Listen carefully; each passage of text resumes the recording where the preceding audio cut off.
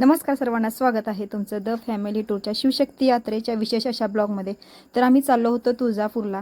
सकाळी घरून काही खालून आलो नव्हतं, त्यामुळे मुलांना थोडीफार भूक लागलेली. त्यामुळे आम्ही घरून येतानाच मी क्रीमची बिस्किट आणि चॉकोज आणले होते. ते मुलांना चॉकोज खायला दिले, क्रीमची बिस्किट खायला दिली. तर तुमची लहान मुले असतील तर चॉकोज किंवा क्रीमची बिस्किटे जवळ ठेवा, पर्समध्ये ठेवा, जेणेकरून मुलांना भूक लागली तर देता येतात. तर तिथून पुढे आम्ही शोधत होतो की आम्हाला जेवायचं होतं, तर जेवायला कुठं ठिकाण मिळते का पाहत होतो.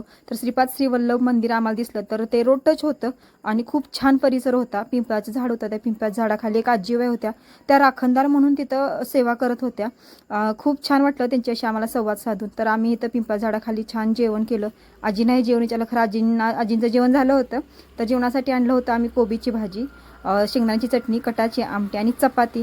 तर शेंगदाण्याची चटणी स्पेशली आमच्या आहोंने केलेली. तर पोटभर जेवण करून आम्ही आमचा तुळजापूरचा पुढचा प्रवास सुरू केला.